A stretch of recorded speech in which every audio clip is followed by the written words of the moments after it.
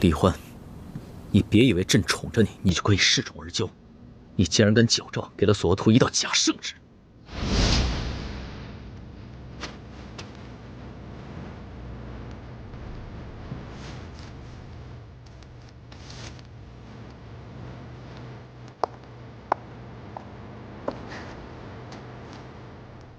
皇上，刘德昭一案牵连甚广，你打算如何处置啊？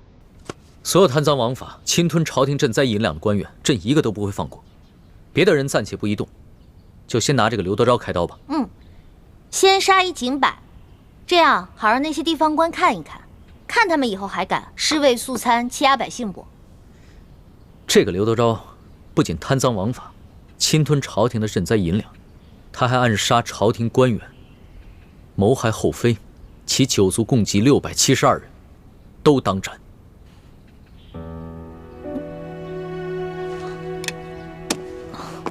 龙小弟，672人，这杀的未免太多了吧？按律是应当诛九族的，不过朕以人治天下，就改为诛近亲3族吧。可是刘德昭是一个人犯法呀，为什么他犯法，他的父母、他的孩子要陪他一起去死呢？这个刘德昭啊，他不仅杀了丽妃的父亲朕倚重的老臣舒建，他更想行刺于朕。朕不诛他九族，已经是格外开恩了。诛九族？龙小弟，你跟太皇太后不都是信佛之人吗？佛家第一戒就是戒杀生，你杀这么多人，是不是未免也太滥杀无辜了？李欢，没有哪朝哪代的皇帝能够容忍弑君的罪行，这是大清的律例，朕也必须遵守。你要是于心不忍，不愿帮朕草诏，那就朕亲自来写吧。别了，我这个笔墨诗书怎么能尸位素餐呢？我这圣旨啊都拟了一大半了，还是我拟吧，我拟。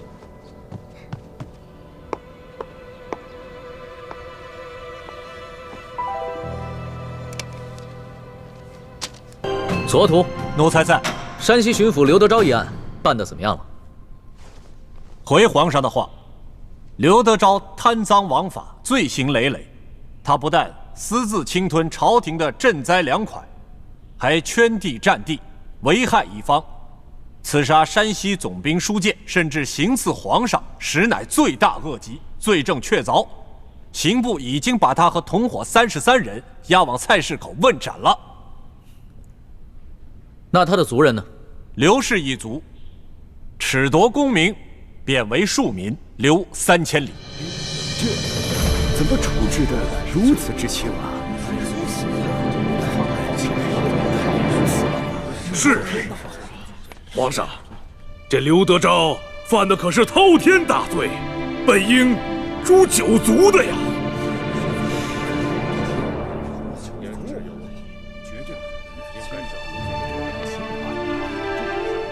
一律，刘德昭是当诛九族，但是朕念及太皇太后年事已高，并不想多造杀孽，以便为太皇太后积福。皇上以仁孝治天下，乃天下之表率。皇上圣明，皇上圣明。退朝，索额图留下。这退朝。吾皇万岁万岁万万岁！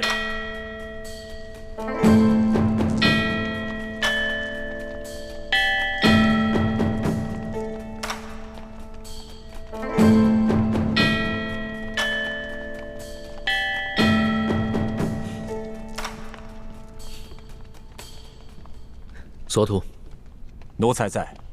这回刑部量刑为何如此之轻？回皇上的话，这刘德昭罪大恶极，就算是诛他九族都不为过。可是皇上旨意说，其余族人从轻，切不可累及无辜，所以刑部以为圣意如此，所以就将其轻判，只是将他们刘氏一族褫夺功名，贬为庶民，流放3000里。朕下的旨。是啊，皇上，难道您忘了那天在御书房，您拟的旨，然后侍书姑娘亲手交到奴才手里的？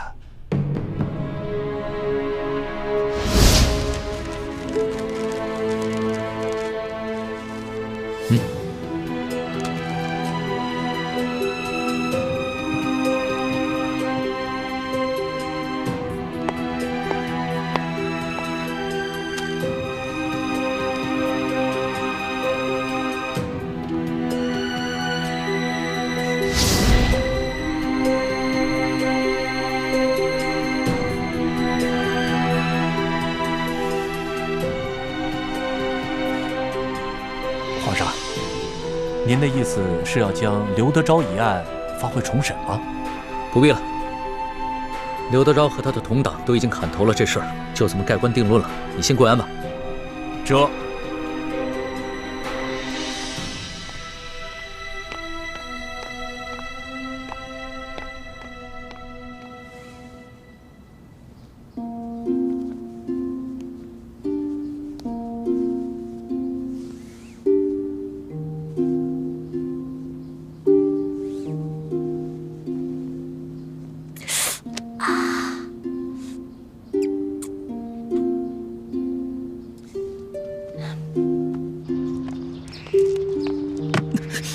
哎呦，皇上，你小心点，小心点！谁把门槛垫这么高的？赶紧给人削平了！这，小德子还不去传工匠，快！再不削平，朕削了你的脑袋！这，皇上息怒，皇上息怒。糟了，难道东窗事发了？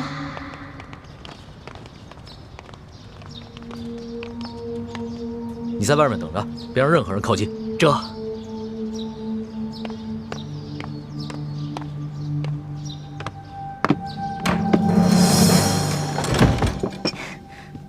龙小弟下早朝了，喝点茶吧。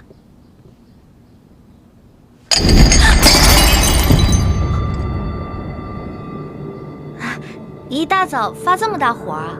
天威难犯，是谁这么不懂事儿，惹龙小弟生气了？你还知道天威难犯？你这个笔墨诗书的差事做的是越发的好。是不是刘德昭的案子结了？结了。刘德昭和他同党砍头，刘氏一族褫夺功名，贬为庶民，流放3000里。这个结果你可还满意？哎，后宫呢不得干政。虽然奴婢不在皇上的后宫之内，但是奴婢也是个女人呢，头发长，见识短，怎敢胡乱议政呢？不过皇上既然这样处理，肯定有皇上的道理啊。李欢，你别以为朕宠着你，你就可以恃宠而骄。你竟然跟矫诏给了索额图一道假圣旨！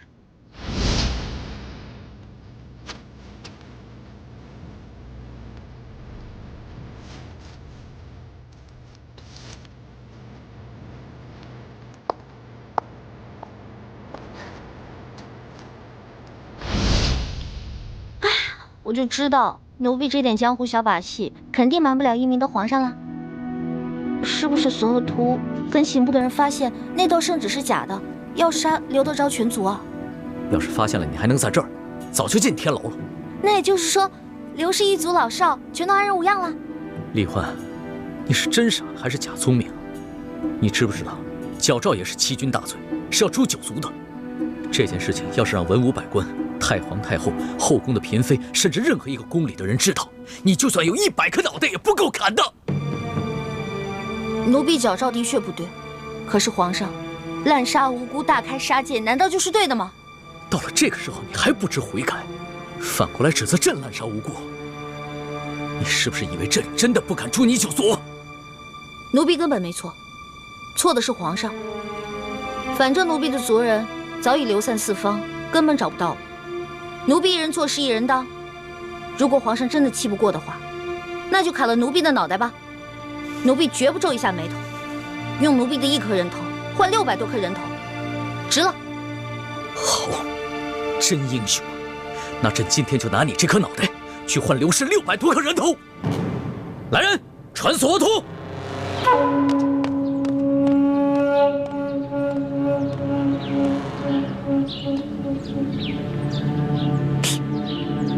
出了什么事儿了？不知道，只知道皇上这么多年都没发过这么大的脾气。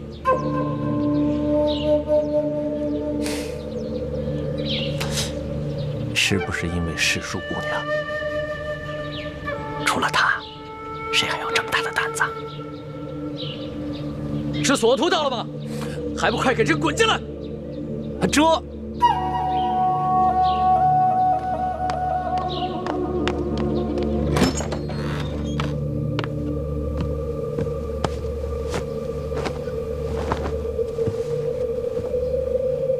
皇上吉祥。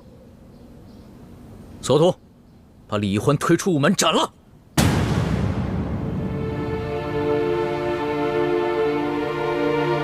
啊？世淑姑娘犯了什么事儿？皇上要砍她的头啊？总之是砍头的大罪。你问那么多干嘛？还不快去！皇上息怒，皇上三思。你啰嗦那么多干嘛？啊？这让你去就去。这把头砍了，我看你还逞什么英雄！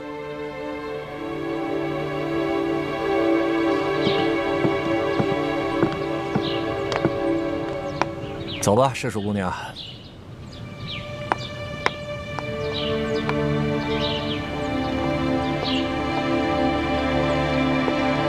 索大人，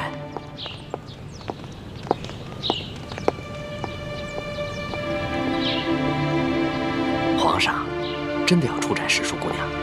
皇上是这么吩咐的。皇上虽然是这么吩咐的，但是咱家斗胆建议索大人，暂缓行刑。索大人也是聪明之人，应该明白咱家的意思。行了，多谢李公公了，你说的我心里都有数。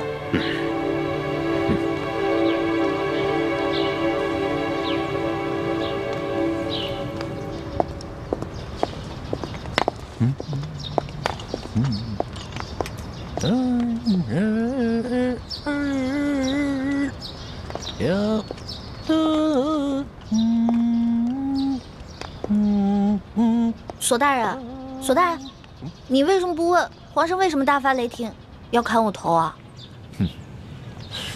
我是不敢问，也不想问呐。在这宫里头，事儿知道的越少，越安全。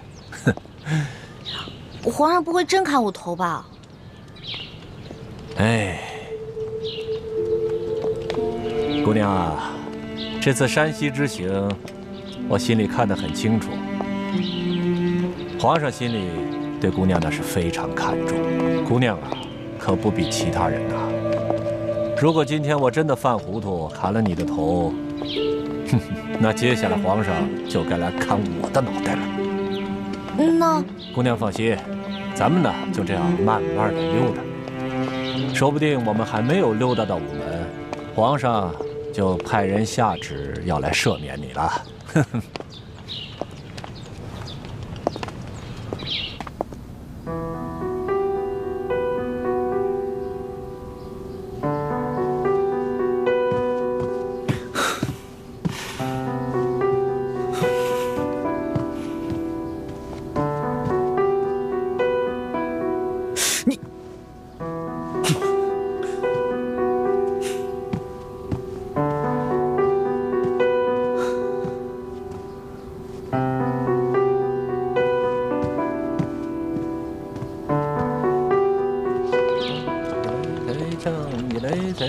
索大人，前面就是午门了，这皇上万一还不派人来赦免我怎么办啊？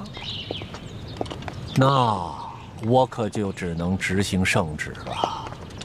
您的意思是，您真的要砍我头了？万一您真砍了我，皇上又后悔了呢？我说了要执行圣旨，可是执行圣旨是需要一个过程的，啊。要砍你的头，那得有刽子手吧？这刽子手从住的地方走到午门去，他需要时间吧？啊，刽子手来了以后，那得先磨刀吧？这刀磨好了，送你上路，得给你吃口上路饭吧？饭做得了，给你端上来，你是一勺一勺的吃呢，还是一粒一粒的吃呢？总之，我是不催你的。那如果天黑了，皇上还没派人来赦免我呢？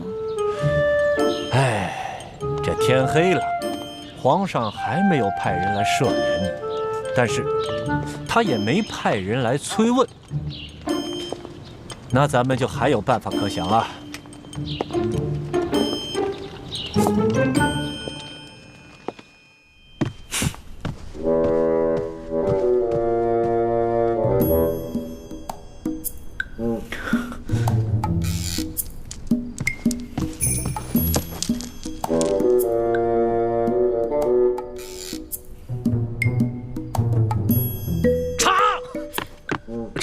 奴才这就去。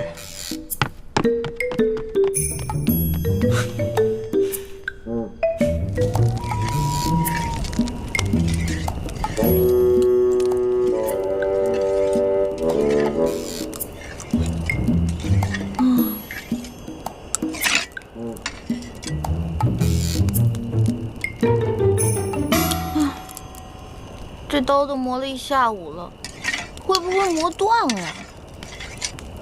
没关系啊，这把刀磨坏了，咱们换一把刀，接着磨呀。来吃吃。嘿嘿嘿，多吃点。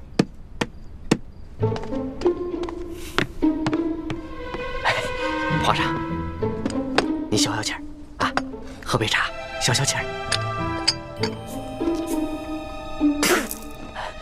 这谁沏的茶？怎么那么难喝？是奴才的徒弟小德子沏的。你怎么教徒弟的？连个茶都不会沏？皇上息怒，皇上息怒。皇上的茶通常都是世淑姑娘给您沏的，小德子他一时半会儿掌握不好火候，求皇上您饶了他这回。哎呦，皇上，皇上，你的福啊！你还知道啊？你还知道朕离不开那个小丫头？那刚才朕要砍他脑袋的时候，你怎么不替他求个情啊？啊！朕在这急得团团转啊！你个老东西，一声都不吭你！哎，你在宫里待了一辈子了，这点眼力劲都没有啊？不，皇上，我这不是想让您冷静冷静再说吗？那奴才现在求情来得及吗？哎呦，索大人不会现在把宜欢姑娘的头都砍下来了吧？索图要是连这点眼力劲都没有，那朕真是白疼他了。啊！难怪皇上让索大人来执行圣旨呢。你这个老东西，挺机灵。哎，皇上息怒，皇上息怒。现在知道怎么说了吗？哎，知道。还不快去！哎，奴才马上就去。哎，皇上息怒啊，皇上息怒。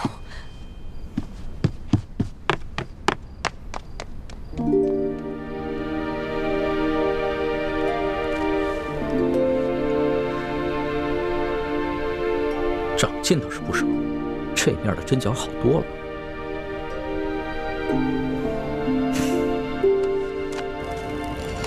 索大人，你说皇上不会真想杀我吧？这样跟你说吧，这俗话说得好，天威难测啊。哎，没事啊，赶紧吃吧啊！我就知道，不能相信皇上的话。之前还信誓旦旦的说永远不会砍我头呢，没有想到言犹在耳，现在就要砍我头了。呸！哎，索大人，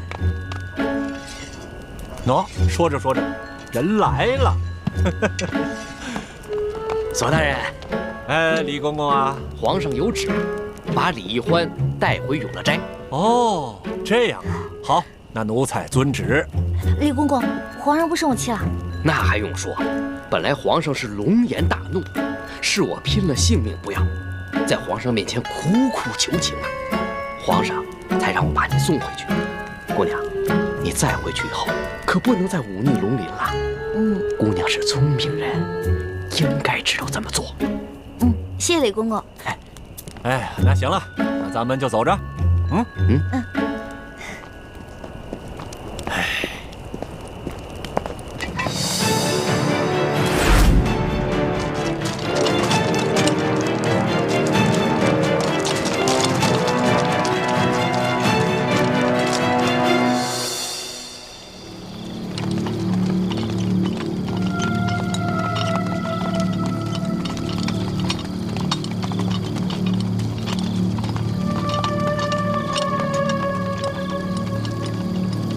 离约定的时间还有半炷香，不知道孩子们得没得手。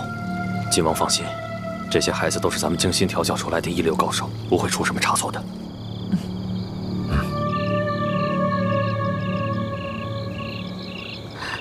吴师傅，你扮起平西王侧妃，简直惟妙惟肖。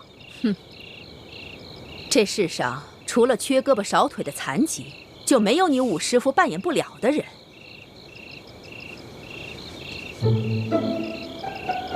倩影姑娘，你还是赶紧走吧，不要留在我琪儿身边了。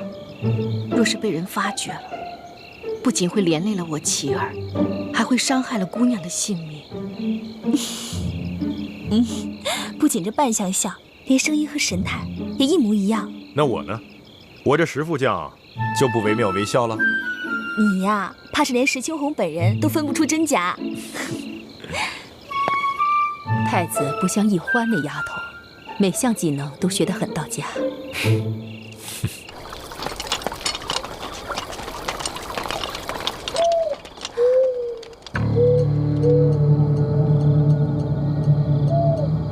王妃，石将军，叶师弟已经得手了，咱们可以出去了。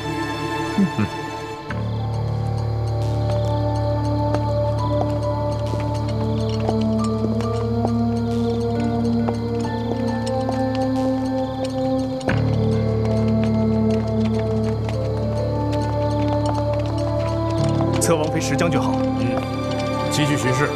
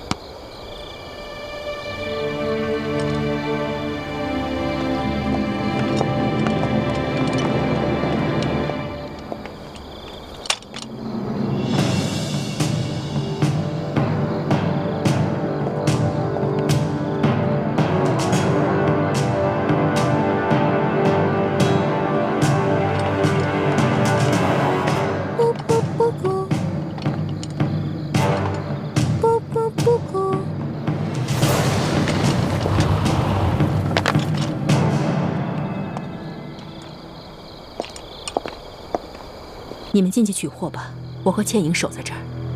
好，多加小心。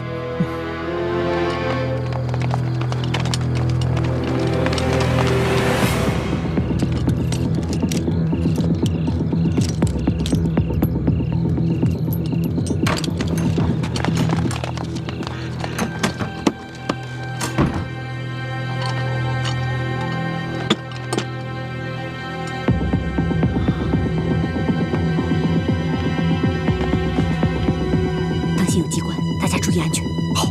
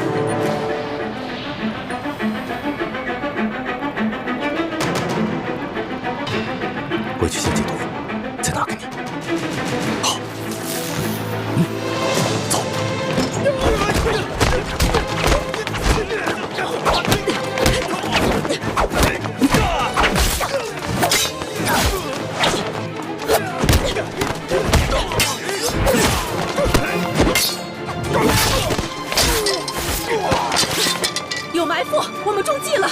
快，围起来！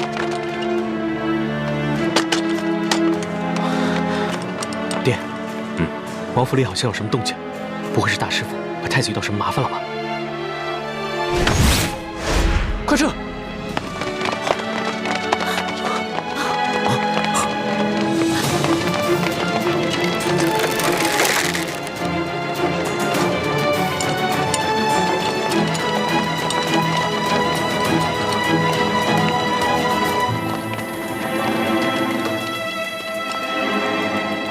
现在已经没动静了，可能碰到巡夜的了，已经解决了。啊，要不我进去看看？我们的任务是在府外接应，没有接到求救信号之前，千万不能轻举妄动，免得打乱计划。好。晋王，好久不见，别来无恙啊！吴三桂，你居然没有率兵出征！区区调虎离山之计，岂能瞒得过吴三桂？怎么样？你们是想束手就擒，还是想再负隅顽抗？哼！现在不是在空旷无垠的战场上，今天你手下兵将虽然众多，但想困住我们，没那么容易。冲出去！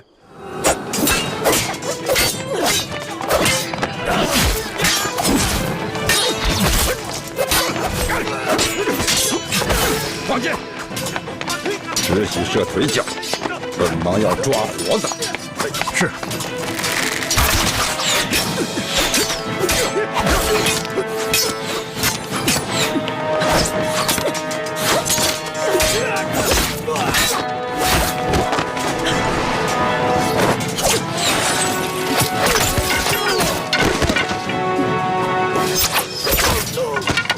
吴三桂拿剑来！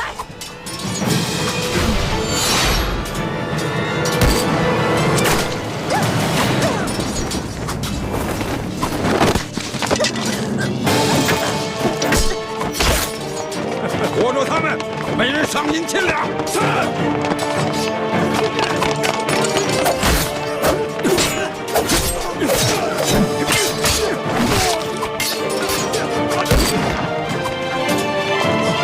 都给我住手！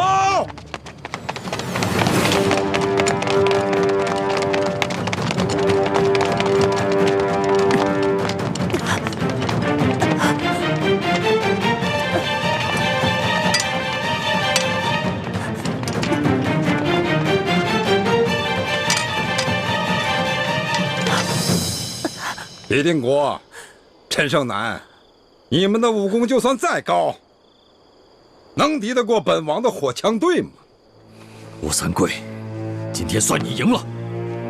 你把他们全都放了，我留下来任你处置。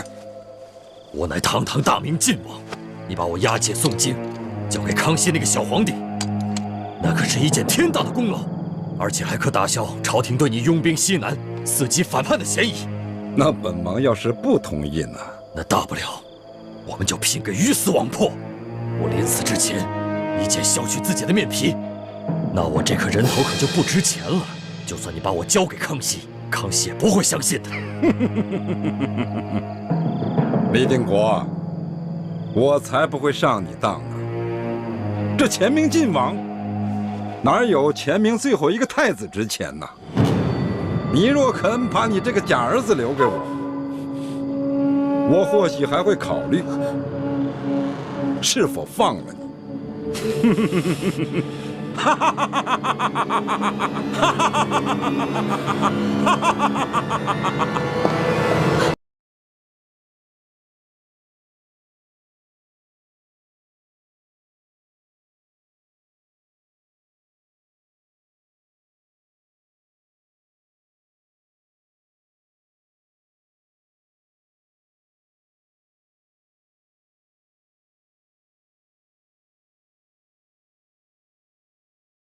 你们可看清楚，这可是真的平西王侧妃，不是我们的人假扮的。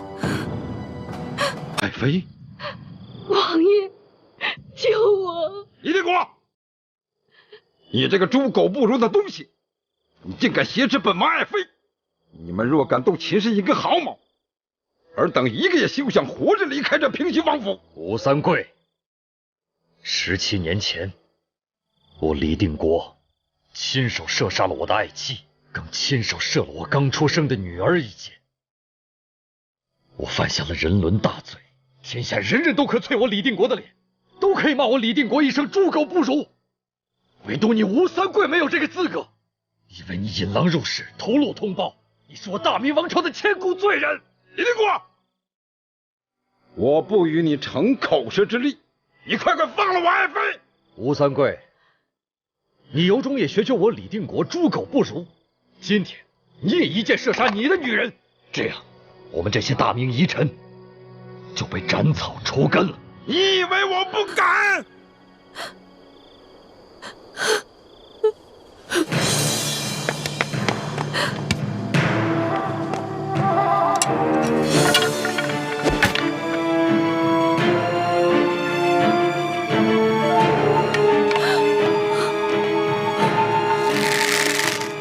王爷，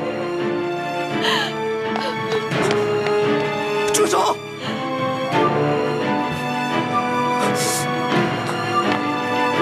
父王，你要做什么？你难道真的要学李定国那样六亲不认，连我娘也要射杀了吗？妻儿，妻儿，青阳，我对你一片痴心，我为了你，不惜挨了我父王50军棍，我险些送了命。可你呢？你竟然要杀了我亲娘！妻儿，你睁开眼看看，这就是你不惜牺牲一切的女人！你让父王放下剑。好，我这就放下。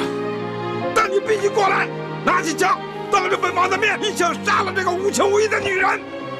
不，青阳，我不想要你的命，你把我娘放了，换我来做你的人质，就让我父王一剑杀了我好了。妻儿，糊涂！妻儿你好糊涂，你快回到你父王的身边去。我再说一遍，你放了我娘！妻儿，你疯了，快退回来！妻儿，放了我娘！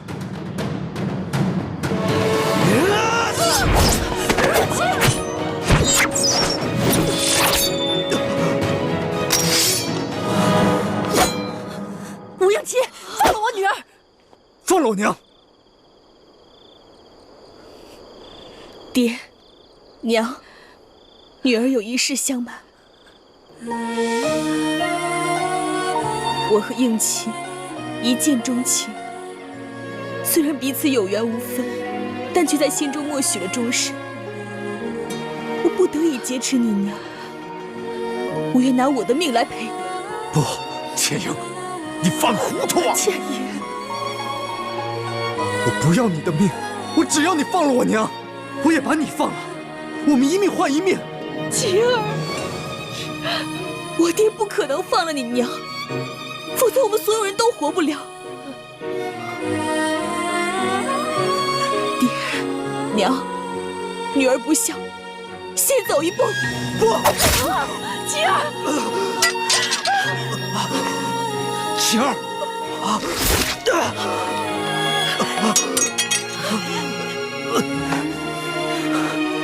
你放了我娘！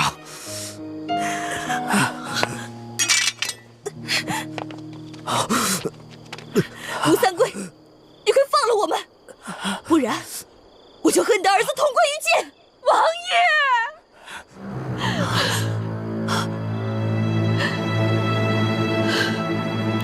爷，吴三桂，现在你的女人和你的儿子都在我们的手上，我李定国一言九鼎，只要我们到了安全的地方，我会毫发无损地把他们还给你。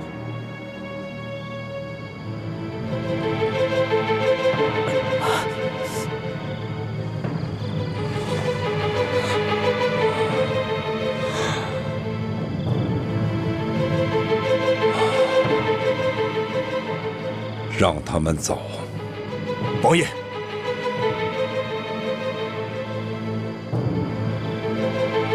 走。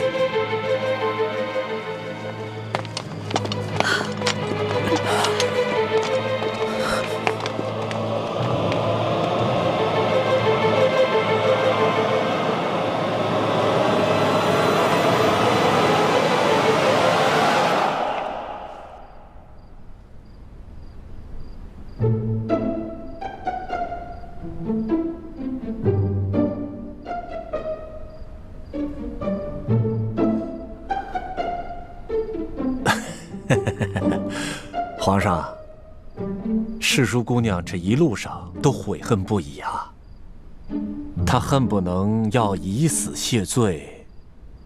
皇上，我看得出来，世淑姑娘是真的知道自己错了，您就饶了世淑姑娘这一回吧。既然她已经知道错了，那朕就先留下她这颗脑袋。皇上圣明。你们都先下去吧，朕要好好亲自审问他。这。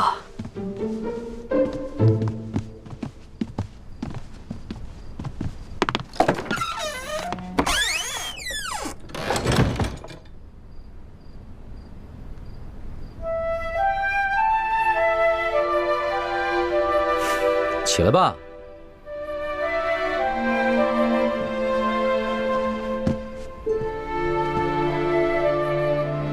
李欢，你可知罪？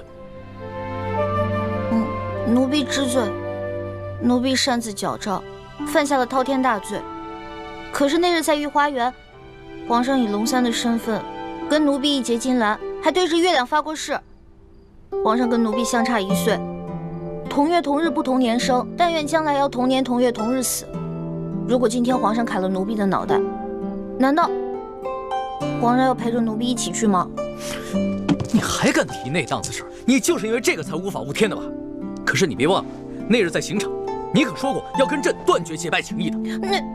那次不算，那次是以为奴婢要被砍头了，不能连累皇上跟奴婢同生共死，所以才狠心说要断绝关系。皇上明明都知道，这是奴婢用心良苦，为何现在用这些话来堵奴婢的嘴啊？你少装委屈！刚才一副豪气冲天，要偷一颗要命一条的样子，现在在这儿装什么怂包呢？奴婢没装怂包，奴婢是真的委屈。皇上亲口预言发下结拜的誓言，难道奴婢说断绝兄弟之情，就真的能断绝吗？朕明白了，你就是算准了朕不舍得砍你这颗脑袋，所以就如此胆大妄为是吧？奴婢无依无靠、无权无势的，唯一能赌的，也就是皇上的舍不得。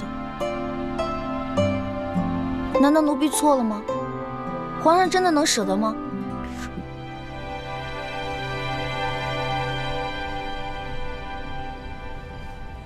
皇上，您还记得我们第一次相见时候的情景吗？人们都说朝廷无道，民不聊生，可为何京城是如此的繁华呀？让开，让开，都让开，让一让，让开！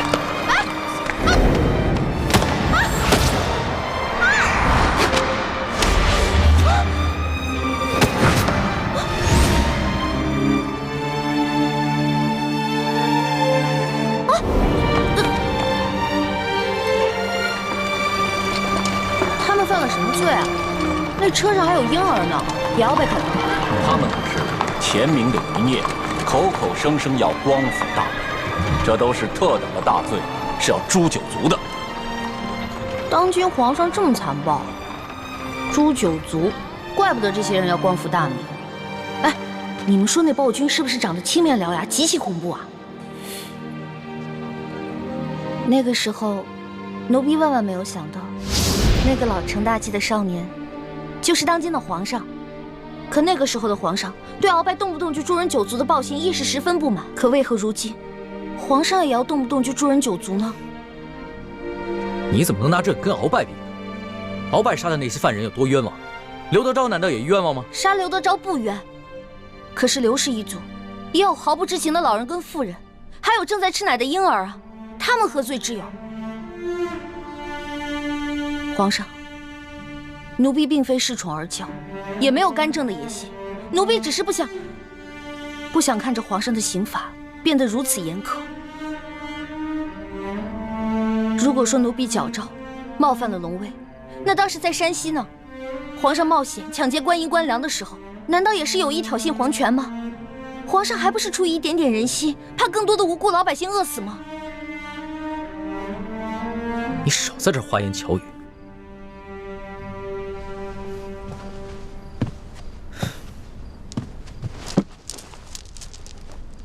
朕今日虽然不杀你，但是必须要罚你。要不然指不定日后你还会闯下什么了不得的大祸。来人！奴才在。李欢死罪可免，活罪难逃，把他拖下去，重打40大板。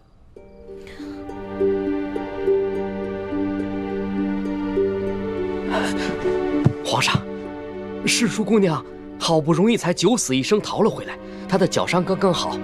世淑姑娘身子弱，这40大板她可经受不起啊！求皇上开恩，饶了世淑姑娘吧。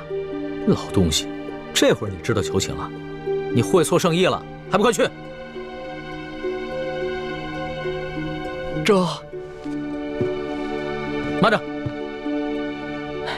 皇上，您还有何吩咐？不用把人拖到掌心太监那儿，让人把板子拿到永乐斋来。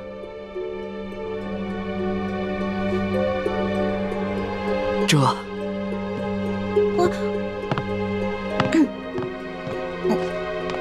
皇上，你真的要打奴婢40大板啊？要不然呢？那日奴婢不知天高地厚的打了皇上一巴掌，太皇太后要罚奴婢手板，当时还是皇上跟奴婢一起作弊，逃过了惩罚。难道今天皇上真的要惩罚奴婢吗？朕上一次就不应该帮你，你若是受过一次罚，只怕就会懂得收敛，也不会犯下今日这等大罪。好，只要能让皇上出气，奴婢愿意受罚。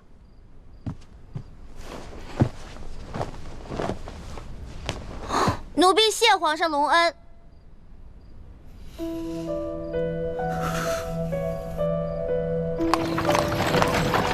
撤！撤！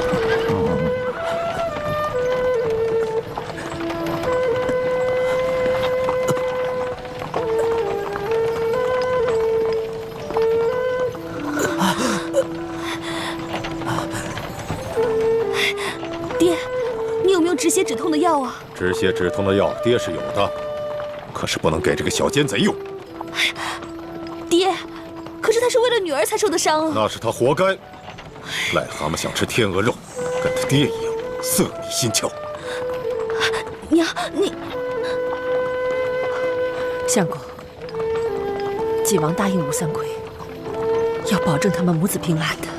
晋王只是说要保他毫发无损，并没有说要帮他治伤止痛。爹，怎么了？我恨不得他的血流干而死，可惜啊，小伤死不了。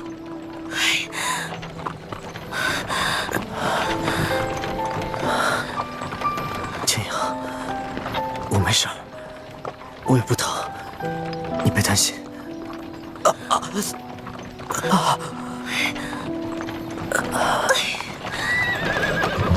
撤！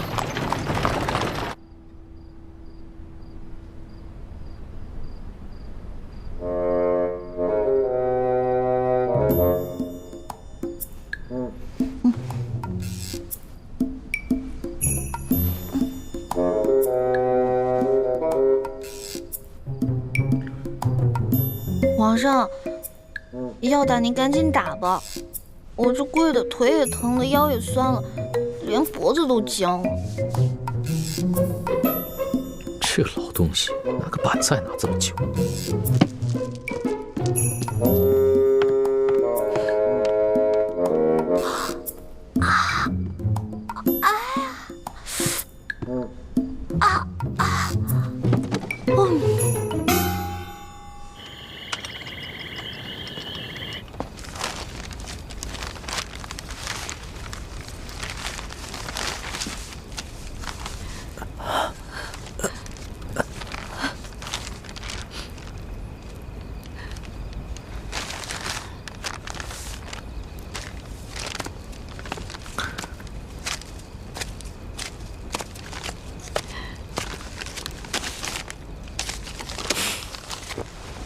千莹，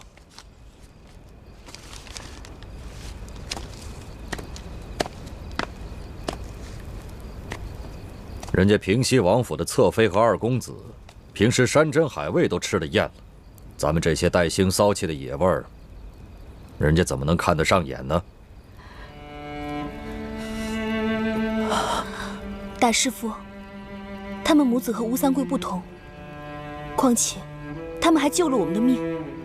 我们这样做，是不是有点过分了？过分？倩影，你太善良，跟这种假仁假义的人相处，很容易上当受骗的。当年，要不是吴三桂用我妻女的性命要挟我也不会一箭射杀了我的发妻。父债子偿，没什么过分的。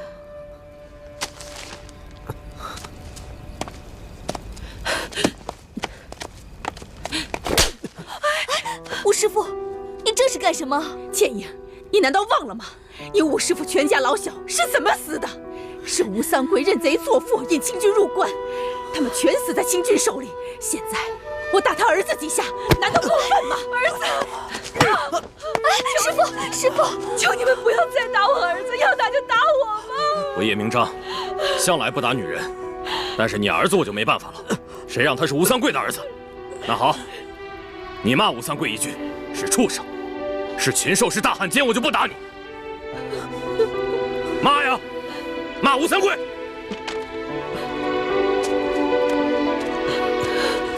师傅，爹，装什么英雄好汉？你们要打就打吧，就当是我替父王还债。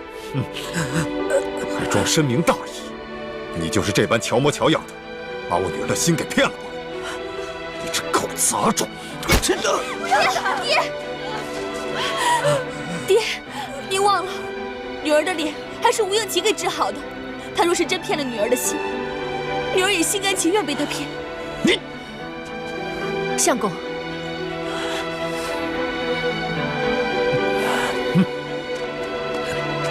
应奇，到底骂还是不骂？骂吴三桂！不是，师傅们，你们若还想撒气，就出倩影来吧。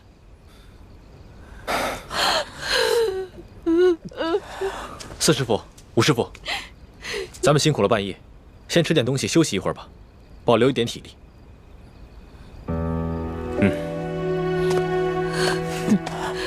小子，今天我们暂且饶过你，但是你得给我记清楚，哪天我们几个手痒了，就有你好受的。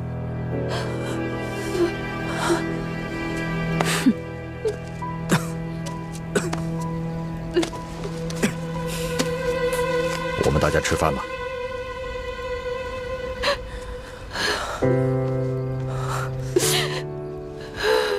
我没事，你不用担心。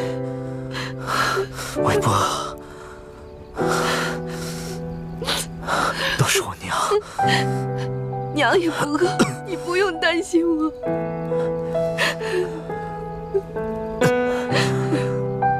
快回去吃吧。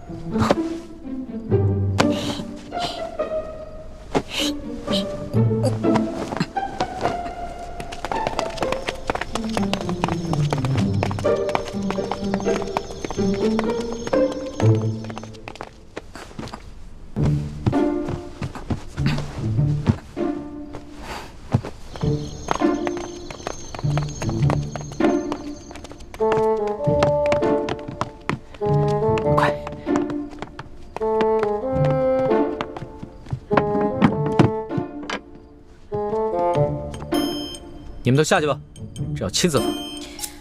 这。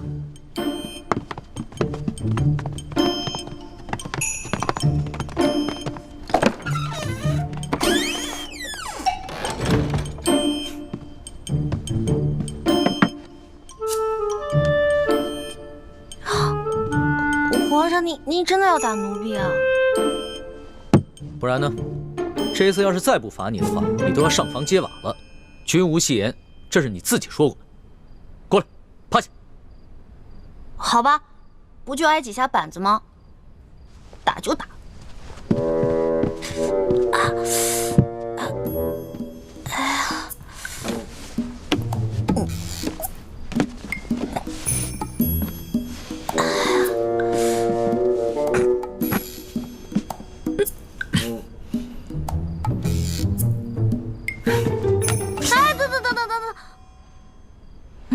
皇上，要不然咱俩商量一下呗？您高高举起，轻轻放下，假打行吗？你刚才那个死猪不怕开水烫的英雄气概哪儿去了？不如啊，你给朕认个错，跟朕重新续个大小，让朕做老大，你做小弟，那朕就饶了你。不行，我从小都是老小，好不容易捞个老大当，士可杀不可辱。打吧。行，那你就好好忍着，别鬼哭狼嚎的啊！绝对不出一声。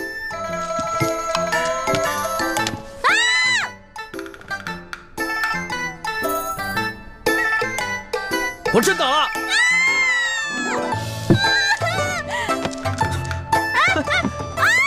我说呢，平日里你蹭破点皮就哼哼唧唧的，今天像换了个人似的。原来有这个东西。还给我！什么东西？大清哪条律法规定了，奴才被打的时候，屁股里就不能垫垫子？还给我！你趴下，板子还没打呢。皇上，您难道真的要打奴婢40大板吗？皇上，您看您这板子这么大，您要是真在我屁股上打，那我屁股不得开花了？能不能打个折呀？半折、对折，20下。不行，40大板一下都少不了。那要不然就4折15下。你的算术先生是被你活活气死的吧？4折16。皇上英明，16下，那我们就决定了，就打我16下。谢谢皇上。到了这个时候，你还想给朕下套啊？我告诉你，40大板一下都少不了。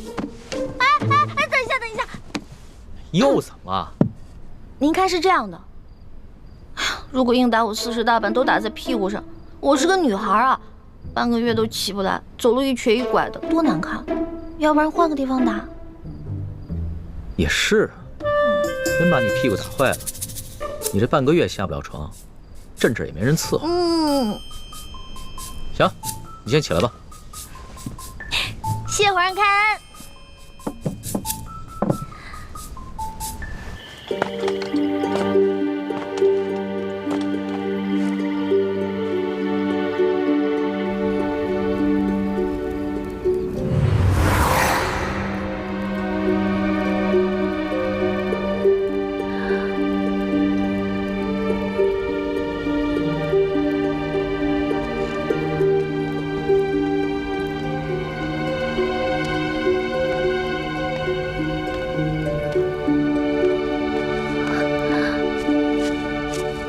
英奇，倩影，你要干什么？上次你放了我，这次我也要放了你和你娘。不可以，这次的情况和之前的都不同，我父王一定不会善罢甘休的。你若是真的把我们母子给放了，不光是你，甚至连你的父母都会有危险的。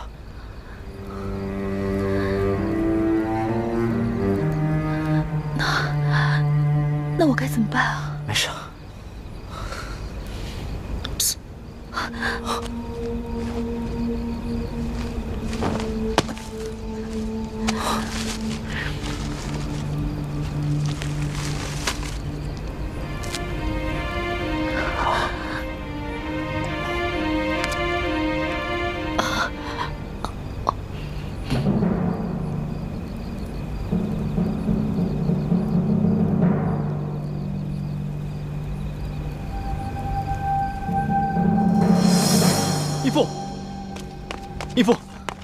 义父，诸位师傅，吴三桂追过来了。怎么办？我们逃吗？逃不是办法，在这云南境内，我们只会被他们追得精疲力尽，最后结果还是一样。那依太子之意呢？我们手上有人质，而且今晚吴三桂明明可以全歼我们，却下令手下留住活口，说明我们对他还有价值。我们可以跟他谈判。很好，太子遇事不慌，处置得当。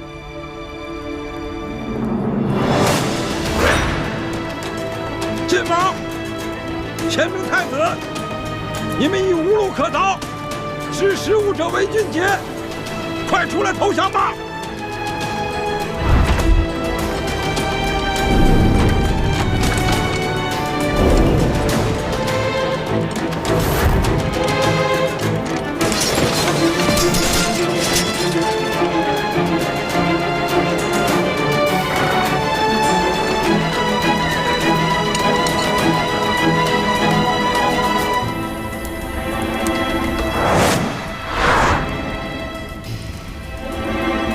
吴三桂，不讲信用！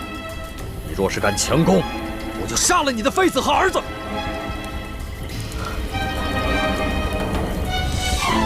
王爷，怎么办？晋王，你已是瓮中之鳖，无处可逃。我劝你还是赶快投降吧，我还可以饶你不死。我给你1天的时间考虑，希望你不要让我失望。传令下去，距离此处100步之外，安营扎寨，听候本王的号令。卑职遵命。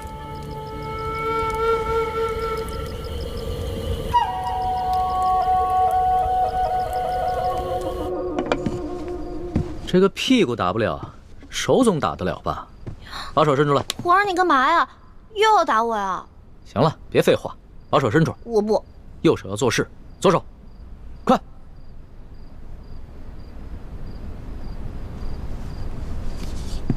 疼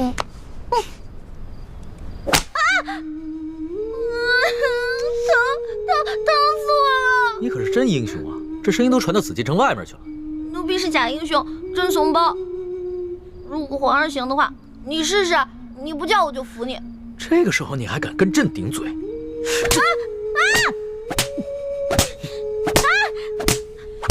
之前皇上说刘德昭是世界上最坏的男人，我看皇上还不如他呢。刘德昭虽然欺上瞒下、贪赃枉法，但他对自己的女人从来不打，他对他女人很好的。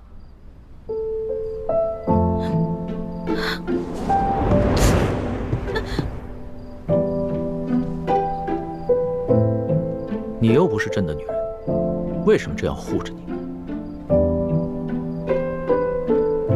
还是说，你愿意做朕的女人？说呀，说你愿意做朕的女人。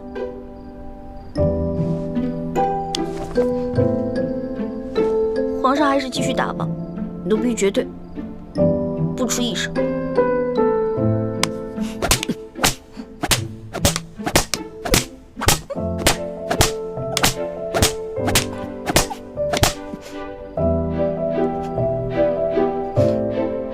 要哭就哭出来，别憋着，装什么英雄？奴婢不想装英雄，奴婢只是装不了皇上的女人。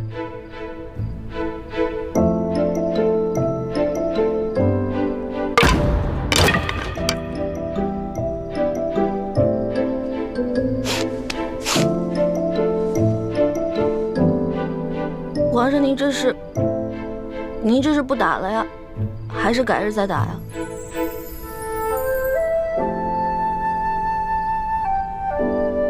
把手伸出来，给朕看看。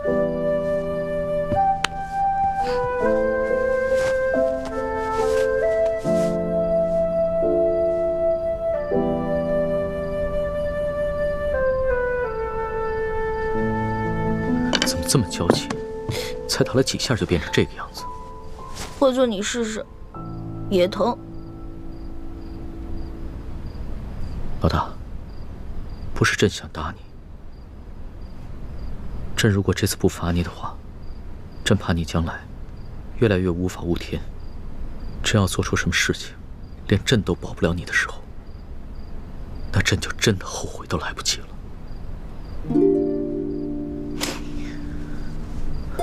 可能这次真的是打中了。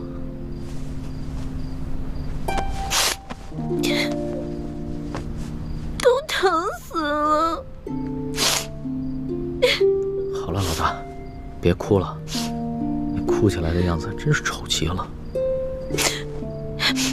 还丑呢，我现在连脸都没有了。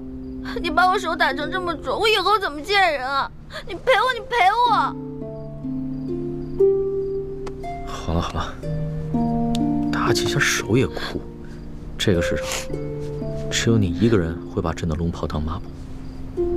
行了，别哭了，你还真来上阵了。打了人就想跑啊？去给你拿药啊。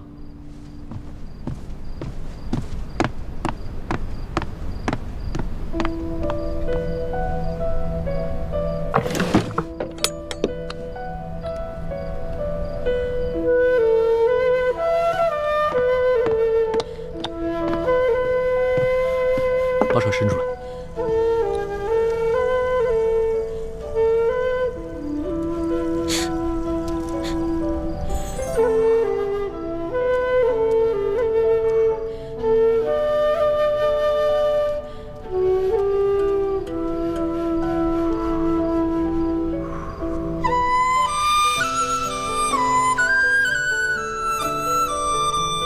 还疼吗，老大？你这样看着我干什么？我看你长得丑。怎么样，好点了吗？好疼。老大就是打了几下手板，朕的心里有数，别撒娇了啊！不是手疼，是头好疼。哎，老大，老大，老大，老大，老大，太医，快传太医！听说这病非常罕见，出什么事情？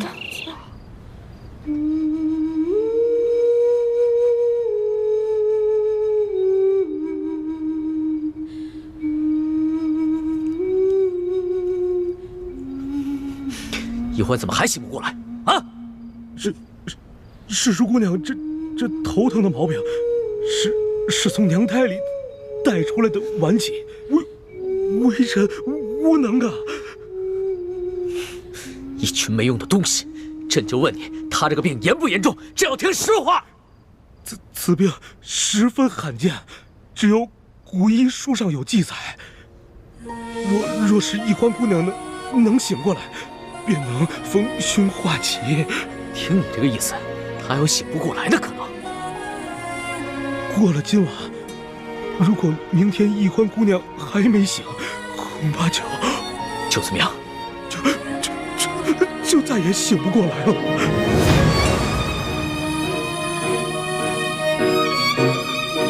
让你们太医院去会诊！你们听好了，他今天要是出什么事，你们这帮人一个都活不了！滚！这药呢？还没加好啊！快给他喂上。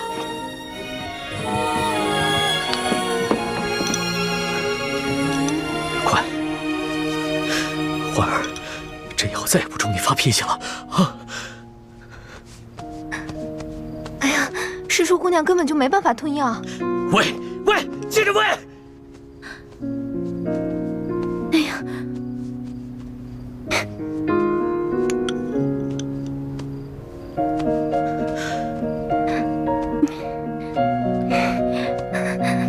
呀！行了，走，不要给我！是。